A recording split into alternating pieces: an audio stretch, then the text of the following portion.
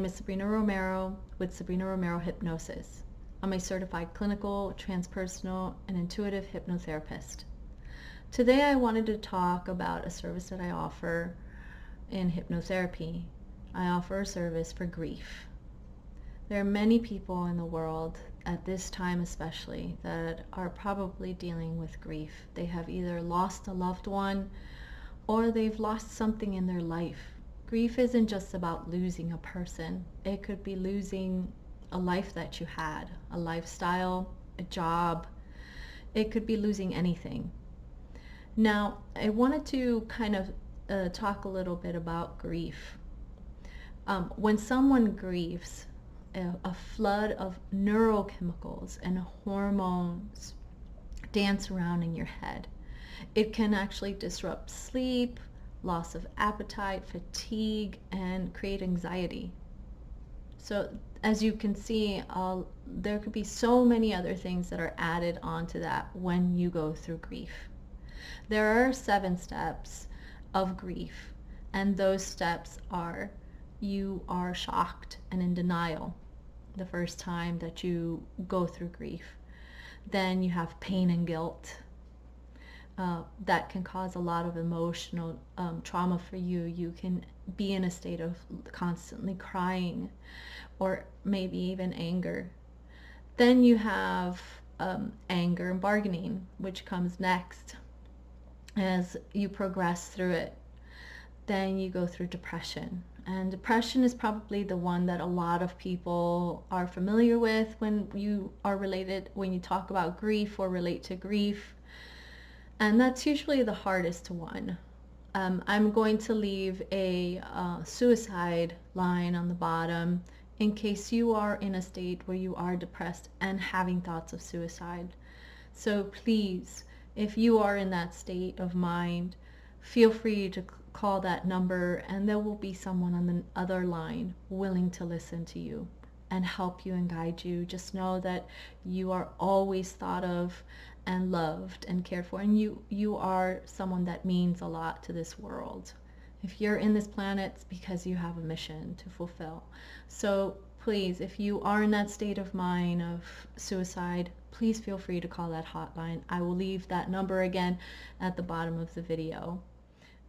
Step 5 is the upward turn. You start to kind of shift a little bit from that once you pass that depression. And then you have number 6, which is reconstruction. You're ready to start bringing yourself out of it, to come back to that constructing yourself, your life, putting yourself together, coming back to normality, not being in that very dense kind of energy or frequency. And then you have 7, which is acceptance and hope. You have accepted what had happened to you, whether you lost somebody, you lost a job, or you lost a lifestyle, a home, a car, whatever that is for you. You come into that place of, okay, I accept this, and I'm going to be hopeful that everything's going to work out for me. And so that's a little bit about grief. With that being said, when you decide that I want to, move forward with this, I don't want to be in this state of mind anymore, then I am definitely somebody that you would want to consider a hypnotherapist. Now, there are other modalities that you can look into, like you can try meditation to try to heighten yourself up a little bit and vibrate, or do some dancing, try to bring the vibration up, heighten that vibration, because it's so low. You just want to be a little more happier. It makes things a little easier for you to go through. But there are a couple things that I don't recommend you do. Do not stay alone. Don't feel like you always have to be alone. Don't go in your house and lock yourself up. That doesn't really help, and it's not going to improve the situation with you. It might just actually make it worse, because you're going to be in this moment of just constant thinking.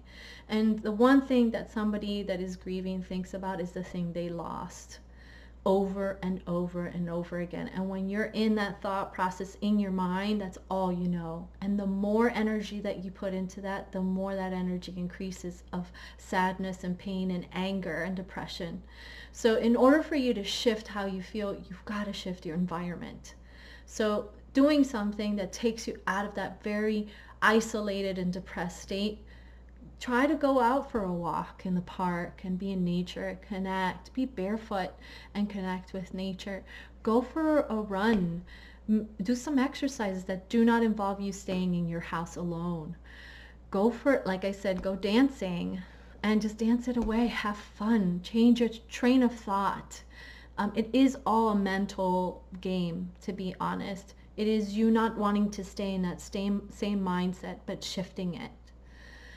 The other thing you can do is, again, like I said, meditation. You can try to learn some meditations where it's going to kind of help lighten up the load a little bit. Or you can do hypnotherapy. In hypnotherapy, when it comes to grief, I usually recommend 5 to 10 sessions because it is a process. As I mentioned before, there are 7 steps of grief. So we need to really go through wherever that step you're in. If you're in a step of anger, then we got to start from there. If you're in a step of depression, we start from there. If you're all the way in shock and denial, then we start from there. So it is a process that we have to go through with grief. I do provide a subliminal hypnotic subliminal hypnotic programming recording that for you to take home on the first session. And that session is really to help reprogram your mind to shift the thought process of where you're at in that moment. And we do this in the most loving and kind and patient way possible with lots of compassion. I do not rush this process. Grief does take time. So I do not rush it. I'm very respectful as to the place that you're in when it comes to grief. It does involve a lot of compassion and love through the process. So there is a lot of patience that is put into that aspect when it comes to dealing with grief. Once I provide you with that hypnotic programming, you will listen to it in the morning or at night, or you can listen to it both morning and night every day. And as you're coming with every session, we kind of reflect on how you've been feeling through the week and what you notice shifted for you. And then we go into the next session. We go into the induction. We talk about, first we do the intake, and we do talk about like when this grief started, what event or trauma or memory caused this grief. Once we talk about that, we do the induction. And the induction helps you go into a very relaxed state for the mind and the body. Then we go into the subconscious mind. And when we go into the subconscious mind is where I feel like, okay, we're ready to bring in whatever it needs to come in for you to deal with the grief. Now, this is where it gets a little bit powerful, because you have to be ready to go into this state. And based on the first session, we'll determine whether you are ready or not to go into this state. And in that state is where that trauma, event, or memory that caused the grief will come up. So, and we learn to face it. And I usually, when it comes to that, if it's a really traumatic event, we usually try to use a technique where it'll help you kind of see it in a more not so terrible way, but more of in a positive manner, to see it from a different perspective. That way you don't have this type of emotion attached of pain to it, but more of an understanding and more of a filled with wisdom kind of emotion attached to it, knowing that if it did happen, then there was a reason behind it and there is purpose. And if that purpose is love and compassion, if that purpose was that something was fulfilled, that something did take place, that whatever happened was to the benefit of all people, then we can come to an agreement at that moment that there is some kind of awareness and acceptance, which provides you with the hope to move forward and know that this shouldn't affect you at all, because you are your own person. And that person, if that person's time was for them to let go, or if it was time for the car or that house to go away, or that job, that maybe it was truly for the benefit of you as the individual to go into a much different path in your life. Now, that's a part where we decide on the first session if you're ready for that session. If not, then we provide other sessions to guide you through around it until you're ready for that one. But that truly is the most powerful session that you can have. It does bring clarity, it brings more acceptance, it brings hope, it brings a renewed thought of perception to your life, how you can be guided and go in a different direction so that you can be happier, so that you can have joy, you can have more purpose, knowing that you have a life that's waiting for you and that there's no more time to waste, but there's time to just enjoy what you have. And that if you did lose a loved one, that loved one would actually want you to enjoy your life and not dwell on their death or the death of whatever it is that you lost, but to really move forward and improve who you are, because you deserve it and you're worthy and you are loved. And so that's usually what I go through when we go to the subconscious mind. Then we dehypnotize you and we take you out of that relaxed state. We reflect, we talk about what it is that you experienced through the session. And I'm pretty much just the guide. I guide you through the whole process in a very safe and comfortable way. And you're the one that's leading the session because you're seeing the memory, trauma, or event. So that's how we do it from there through the reflection, and then you process. Now, processing is a very powerful stage. You either process right there with me during the session, or you process after the session. I do have people that process more often after the session. Now, if you're in grief, most likely you might cry or you might get angry. And I tell my clients, allow that emotion to rise up and just release it and let it go. Let it flow out of you. Do not hold or suppress it in, because the purpose for you to come to me was to really let this go. So if your body is telling you, okay, I need to let this go, we just did the work to help release and open that up so that it can leave. So as you're doing it, let yourself go, and that's processing. You're also processing the information that you just went through, and that's also very important. That prepares us for the next session. When you come in, then we can talk about what you processed, what came up for you, what did you experience, what did you release. And that's the path that we normally take. It's one step at a time until we get to that point of acceptance and hope and liberation, knowing that, you know what, I feel so much better.